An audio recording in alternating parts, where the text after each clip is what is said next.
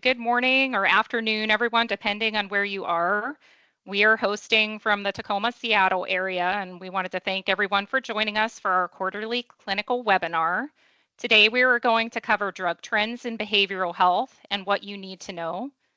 My name is Allie Butler. I am a pharmacist by trade. I started out with a different company in the clinical realm, transitioned over to Genoa approximately 4 years ago. I managed as a site manager for a year before transitioning into some clinical work with a company working with chronic medication management, and then transitioned into the role I'm in now as pharmaceutical program manager, where I act as a liaison to help transition and increase access for patients to specialized medications that we dispense out. With me today, I have my colleague Cameron, and I will pass it over to him to introduce himself and get us started on our content. Hi, everybody. My name is Cameron Yenney. I'm a clinical pharmacist and REMS coordinator with the Genoa Healthcare. I've been with Genoa for about 5 years now, and I started as a site manager with Genoa in Seattle location. I wanted to welcome everybody here today. And with that, I wanted to go ahead and get started and get us self-grounded with how the FDA approves, how the FDA drug approval process works.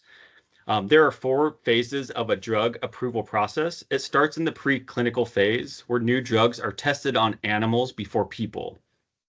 The drug sponsor will submit an investigational new drug application or an IND to the FDA based on the initial testing.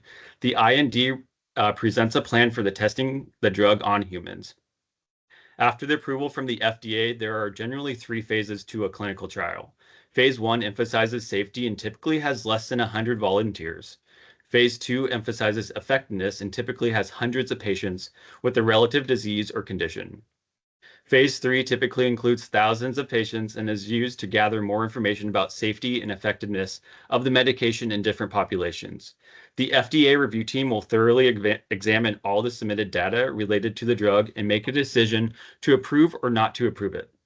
If approved, the FDA continues to monitor efficacy and safety of the drug once the drug products are available for use by the public.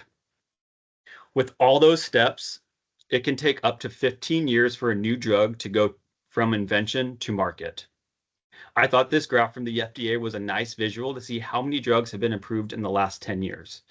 As you can see, in 2023, 55 new drugs were approved, and as today in 2024, there have been 33 new drug approvals. And all this information can be found on the FDA's website. So getting started with some of the new drugs we saw approved in 2024, the first one I wanted to bring up was Izofre. It is a paliperidone palmitate. It's indicated for the treatment of schizophrenia and as an adjunct to mood stabilizers or antidepressants for schizoaffective disorders in adults. It was approved July 26, 2024. Izofre is a once monthly long-acting injection. It is the second long-acting injectable paliperidone palmitate to receive FDA approval. This approval is based on the results of an open-label randomized multi-dose study that enrolled 281 participants aged 85 to 65 with schizophrenia or schizoaffective disorder. The study was designed to evaluate the PK profile of Izofre, and Izofre was demonstrated to be a bioequivalent at steady state after multiple injections. When compared with Invega Sustenna, Izofre's initial dosing was optimized by omitting the injection on day 8 after the first injection, resulting in a comparable total drug exposure. Izofre's safety profile was consistent with the known safety profile of Invega Sustenna, with the most common adverse reactions were injection site reactions, sedation, dizziness, akathisia, and extrapyramidal disorder. I just wanted to point out that Izofre differs from Invega Sustenna by omitting the injection on day 8 after the first injection. The next drug I wanted to bring up was just approved. It's called Cobenfy, formerly known as CAR-XT. It's a combination of xanomeline and trospium. It's indicated for the treatment of schizophrenia.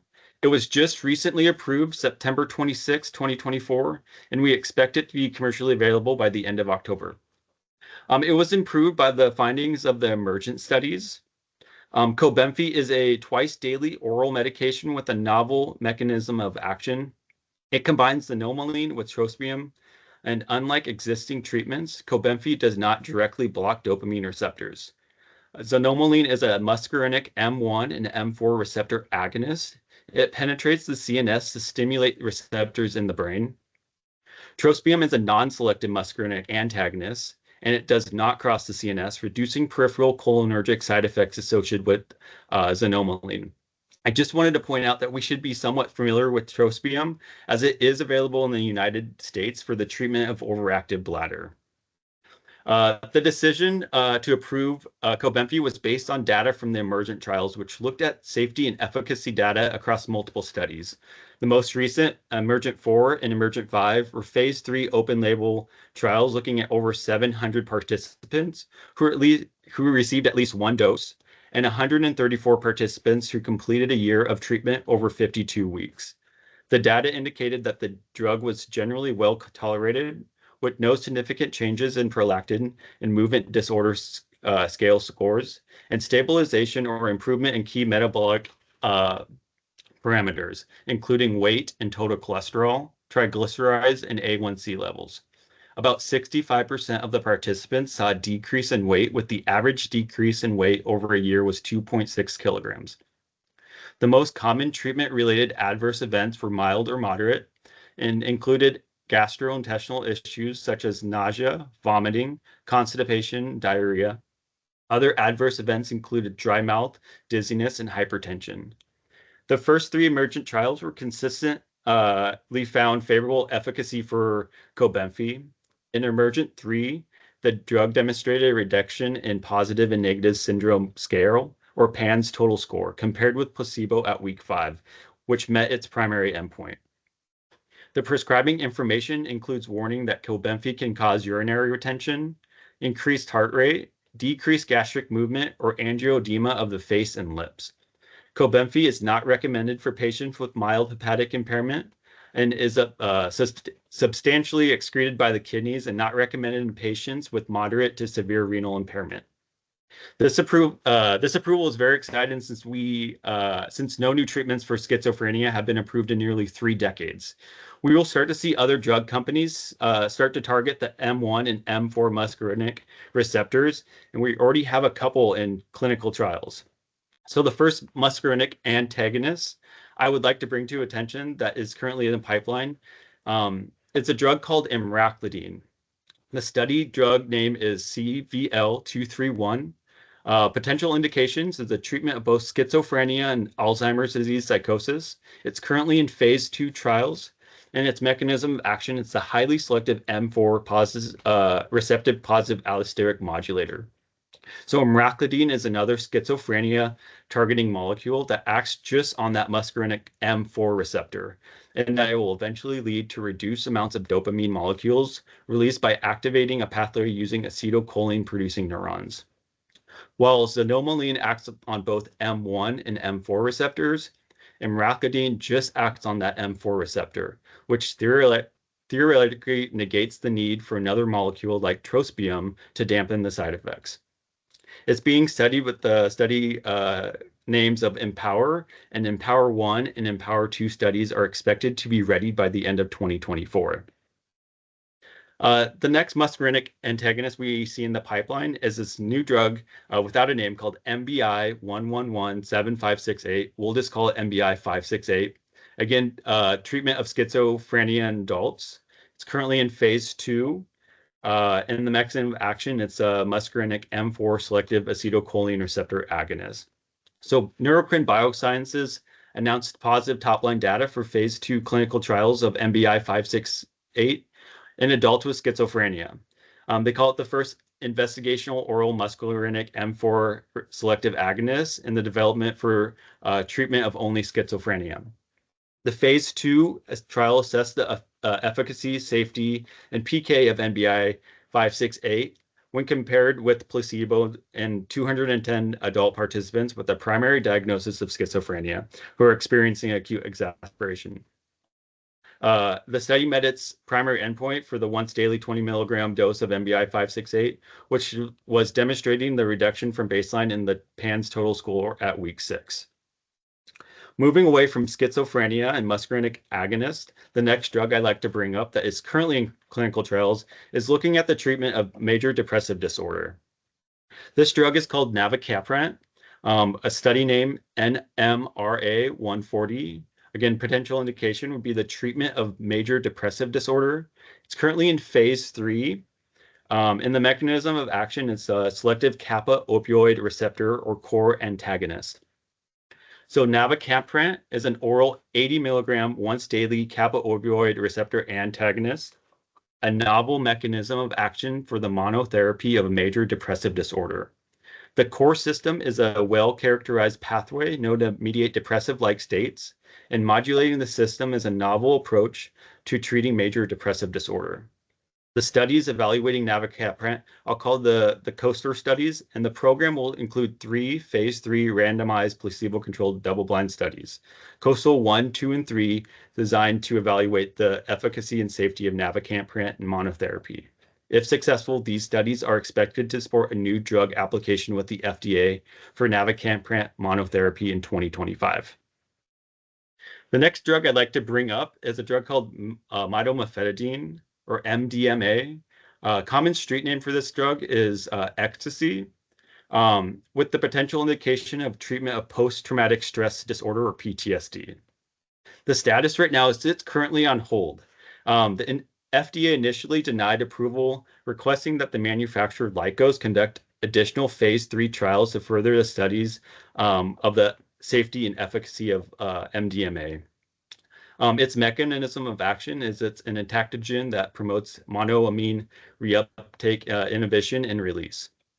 So in what could have been a landmark approval, the FDA instead issued a complete response letter for MDMA-assisted psychotherapy for PTSD, requesting additional phase 3 trials to examine safety and efficacy.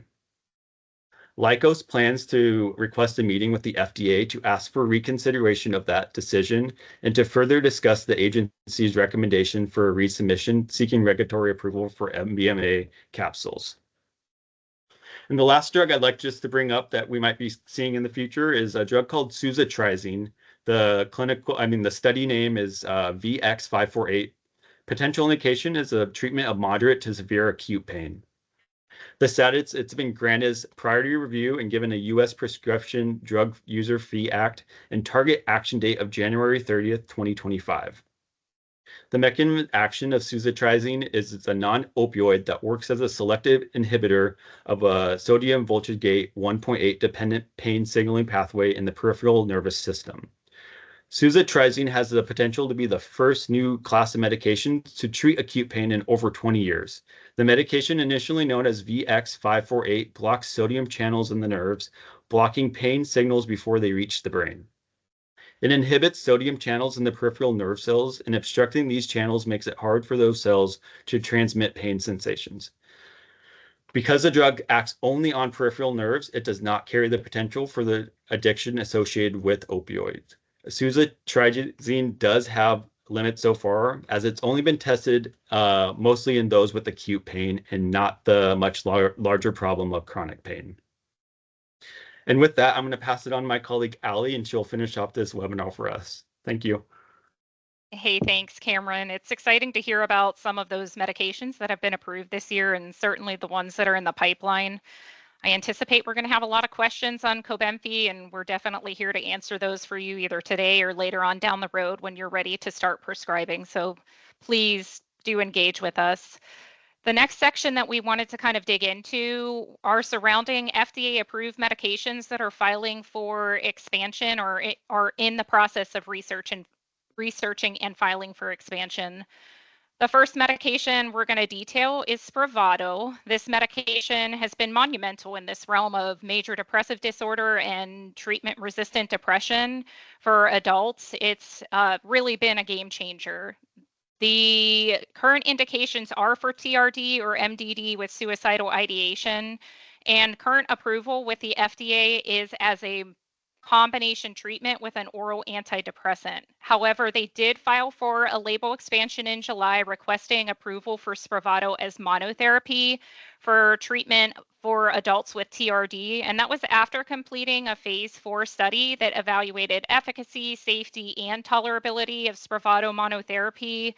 They showed a rapid change in the MADRS total score as early as 24 hours after the first dose monotherapy and sustained through at least 4 weeks of treatment. The safety profile of monotherapy was similar to that of data supporting the combination treatment. So I do anticipate to see this one cross the finish line, and it's exciting just because anytime we see something transition from a combination approach to a monotherapy approach, it gives more flexibility in reducing side effect profiles as we can reduce the number of medications that are being prescribed. It also has an impact on cost, as one less medication on board for the patient will hopefully decrease associated costs as well.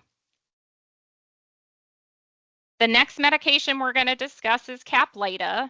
This is FDA labeled for bipolar disorder and schizophrenia.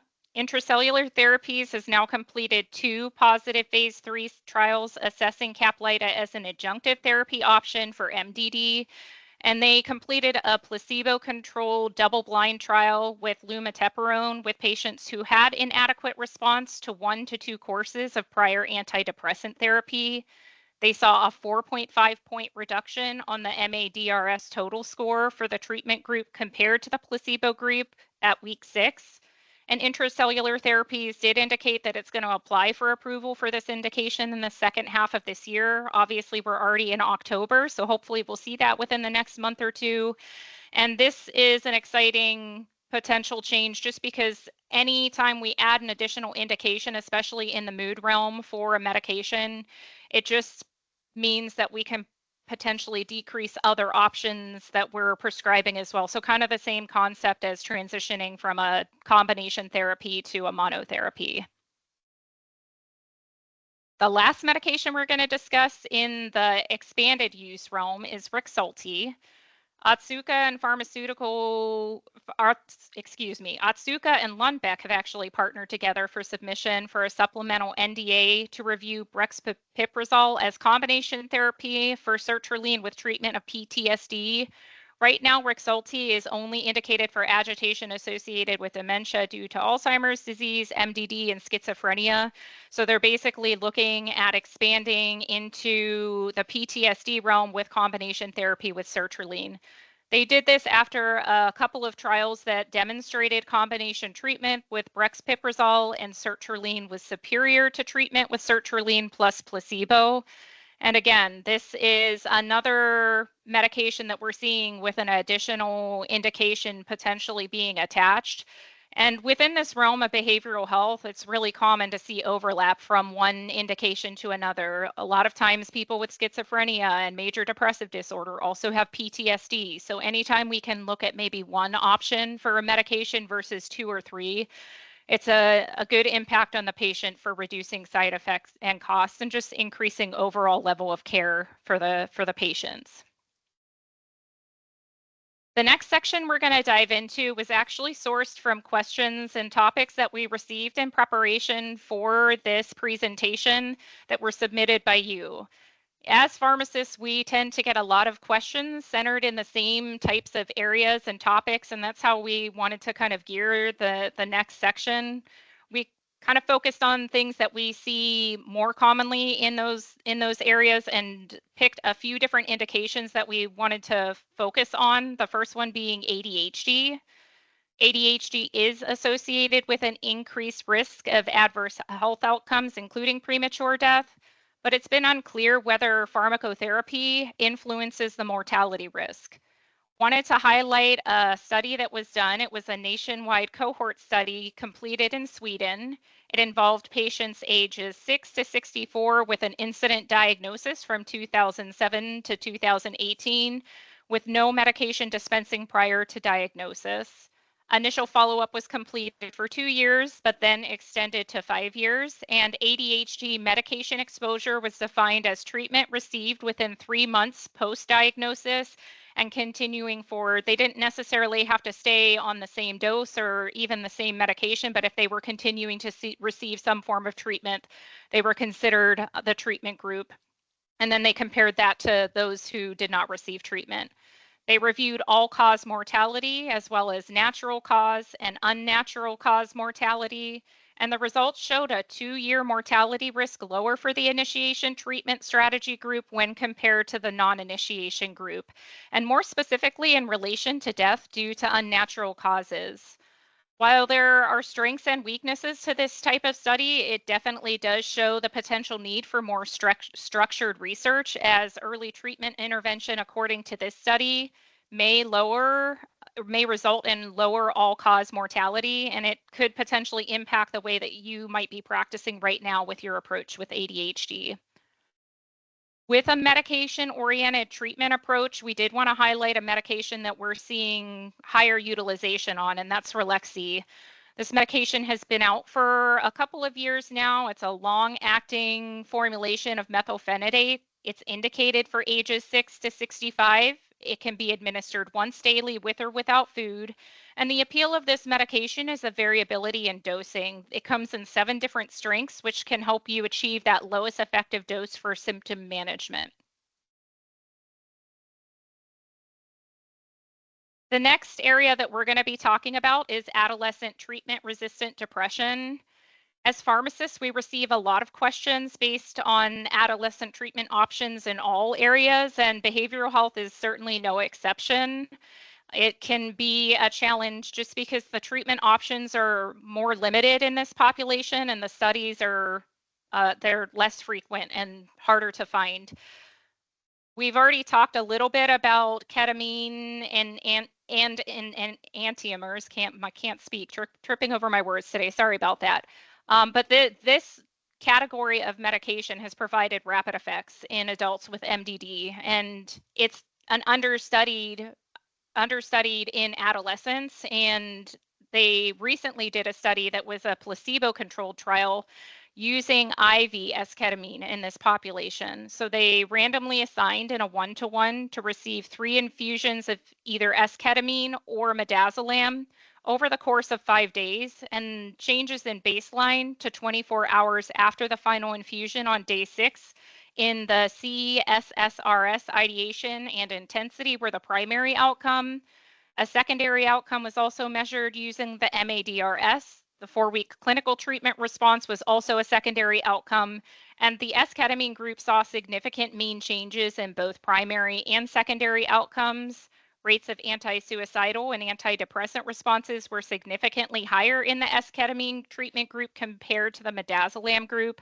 And this study highlights that potential impact that esketamine can have on inpatient care and treatment and warrants further study for this population.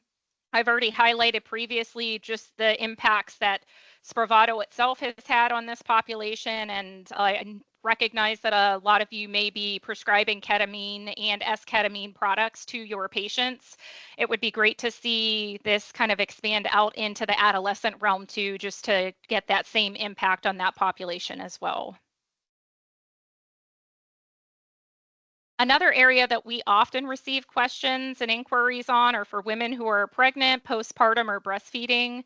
So this next study is highlighting postpartum depression prevention, and they utilize dexmedetomidine for prevention for women with prenatal depression undergoing cesarean. This medication is traditionally used to manage pain and sedation in the ICU, and they did a double-blind placebo-controlled trial for women with prenatal depression in 2 hospitals in China from March 2022 to April 2023. They were randomly assigned in a 1-to-1 ratio for IV dexmedetomidine or saline infused for 10 minutes after delivery, followed by a patient-controlled IV for 48 hours of either dexmedetomidine plus sufentanil or sufentanil alone. The primary outcome was for a positive PPD screening result at day 7 and 42. Secondary outcomes included suicidal ideation, insomnia, and pain. And the incidence of postpartum was significantly decreased in the dexmedetomidine group compared to the control group. There may be some correlation between improved sleep and reduced pain and the overall incidence of postpartum depression, but regardless of causation, this treatment option may be of value and should be further studied in larger settings, and it might be something that you consider utilizing for your own patient population. Our last disease state focus today is opioid use disorder. And keeping in with the theme of pregnancy, I wanted to highlight another study that was recently completed that measured combination buprenorphine with naloxone use during pregnancy and compared it to buprenorphine use alone. Population-based cohort study was completed in the US and included 8,600 women who were pregnant and had live births with infant enrollment for the first 3 months after birth. They measured impacts to both the mother and the baby, and the combination product had similar or more favorable outcomes when compared with the control group, and it just provided further support for the American Society of Addiction Medicine guideline consensus that combination product is safe and effective in pregnant populations. So if it's something that you're utilizing, it's just another study to further support that approach.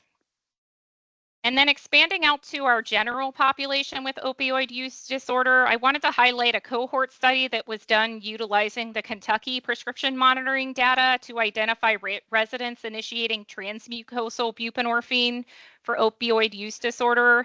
And what they were looking at was low dose, which they considered anything below 8 milligrams, and they were comparing it to high dose buprenorphine products. So 8 milligrams, upwards of 16 milligrams. They followed 50,000 patients for 365 days after the first 30 days of treatment, and what they saw was a 55 to 64% reduction in overdose deaths with a higher daily dosing of buprenorphine, highlighting the association between the high dose buprenorphine and lower mortality rate. And the reason why I wanted to highlight this is because in practice, we often try to think of like the least effective or the lowest dose for the least amount of side effects, but in this particular population, that may not be the most appropriate approach within that first 30 days. So if you're not utilizing a similar approach, it may be a study that you want to look at a little bit further just to determine if it's appropriate for the population that you're dealing with.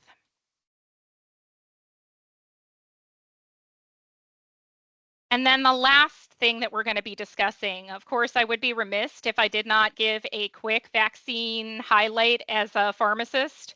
We are in cold and flu season, and COVID season is pretty much all year right now. So I just wanted to quickly highlight some recommendations for vaccines. COVID vaccines continue to be recommended for everyone over the age of 6 months. And that's every year that we're getting those vaccines. The 2024-25 vaccine is available and is currently being administered by most pharmacies. Also recommended to get a flu vaccine for anyone 6 months and older. Again, that's an annual recommendation. Those older than 65 should receive the high dose vaccine if it's available. And I just wanted to highlight that this year flu vaccines are trivalent. There is no quadrivalent option. And if you are administering in your own clinic and you're getting questions on that, you just need to highlight that with your patients. They're not going to be able to find the quadrivalent option anywhere in the US, so the trivalent is it. The RSV vaccine is a relatively newer vaccine. It was approved about a year ago, and currently the CDC guidelines recommend it once for all people 75 and older, and then for ages 60 to 74 with conditions that increase risk for severe RSV, so think immunocompromised patients. It's also recommended for pregnant women during gestation, weeks 32 to 46 from September to January. And just kind of reminding everyone here that when we're having these conversations with our patients on vaccinations, we do get sometimes pushback or maybe questions along the lines of these vaccines preventing the virus or the disease that they're indicated for. And whether the data is there supporting that or not, what we typically try to highlight is the prevention of severe infection and associated hospitalizations. So that's where the majority of our vaccines really shine through when we're talking about those recommendations. So this will hopefully help further support those conversations and is typically what we utilize when we're discussing vaccines with some of our vaccine hesitant patients. And then just a reminder, we should be reviewing that history at every opportunity and making those recommendations accordingly. At Genoa, we can administer all of these vaccines and do have them available in addition to some of the more routine vaccinations. So if you have the need for vaccinations for any of your patients that you can't fulfill yourself, please feel free to refer them over or reach out to us to get that support. We're happy to do so. In addition to vaccine services, I wanted to highlight some other things that our pharmacies can do, just because the population that you're treating is high needs, and sometimes you need that added support. In addition to the vaccines, we can offer support with medication dosing, treatment selection. If you have questions on current guidelines, please reach out to the pharmacies. We're happy to support that. We also offer LAI administration support and clinical pharmacist support specific to the consumers of the medications you are likely prescribing. We pride ourselves on being consumer focused, and we want to support you in supporting those same consumers. Our pharmacists are trained in mental health first aid training, and we do have additional disease and medication specific educational background. So if there's ever anything that you need, please don't hesitate to reach out to your local pharmacy, or you can reach out to Cameron or myself. We're happy to help support those needs as they come about. This concludes the content portion of our presentation today. We're going to open the floor up for questions. There's a Q&A spot that you can type them, or you can type them into the chat if you have them. Please feel free to put them in. Any questions that we can't answer today, we will follow up with them when the material is posted from today's presentation. So I see a few questions coming in, so we'll start sorting through those. I think I understand it said can inject at the pharmacy the prescribed LAI. So I think the question is asking, can consumers get their LAI injections done at the pharmacy? I think that's what that question is asking. And the answer to that is yes, we do provide those services. And if you have a specific need, you can reach out to the pharmacy that's closest to you, and we will get that situated.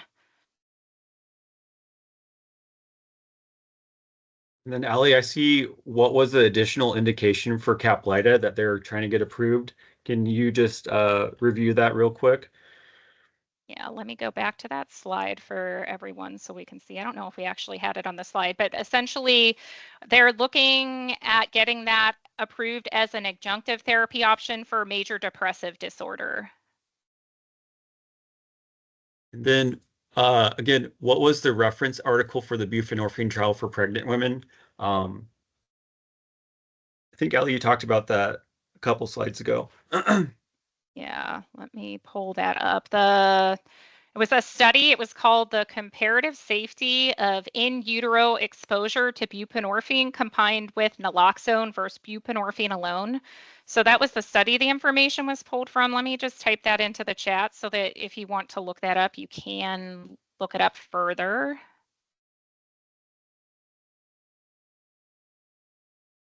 And then the authors, I'll put that information in there as well. And then I see a question about Vraylar. I know we didn't talk about Vraylar, but it says it's always consistently triggering a PA, and why are PA so frequently rejected?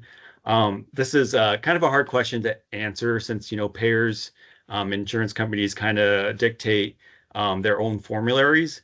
We can definitely look into this more because I think this is going to take a deeper dive into why it's, getting it rejected. But I think it's a great question that Allie and I can look into deeper and get back to you. Yeah, I would say in general, with any brand name medication, they're going to require step therapy in order to get a lot of those brands covered, even if the medication's been out for a while.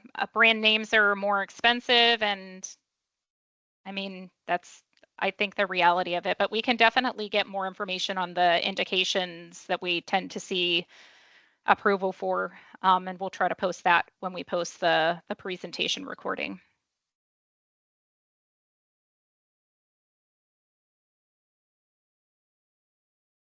And then I see another question regarding the buprenorphine study, and the question is, In regards to the buprenorphine study, with the higher daily dose leading to a lower mortality rate, was that only during the first 30 days of treatment, or was this seen during the entire 365-day period?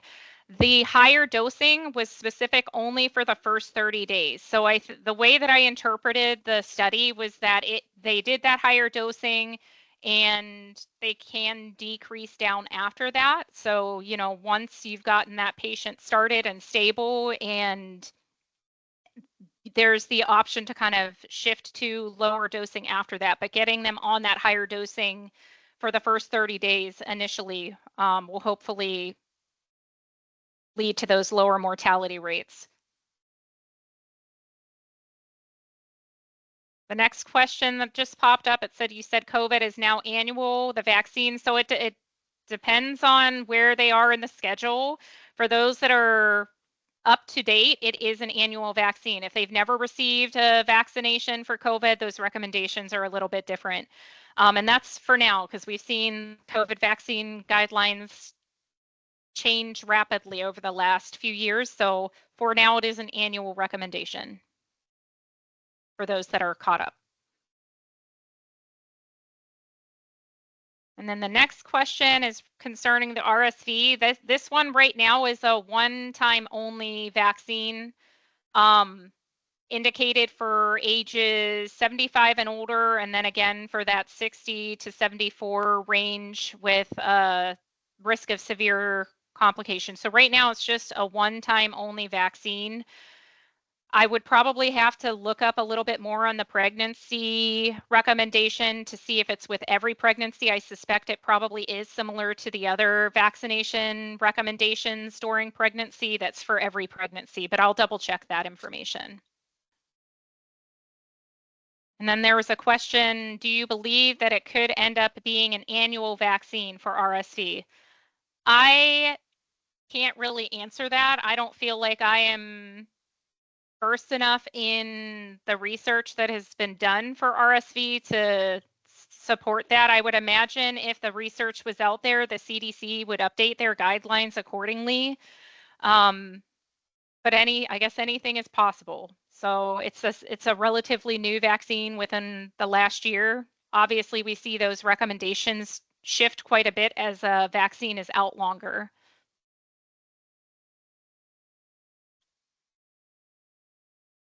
And then I see another question, is RSV vaccine indicated for close contacts of high-risk individuals, premature newborn infants? I am not sure about that. I don't remember seeing information on that, but let me look that up for you. Well, Ollie's looking that up. I just want to give a last call for any questions before we wrap it up.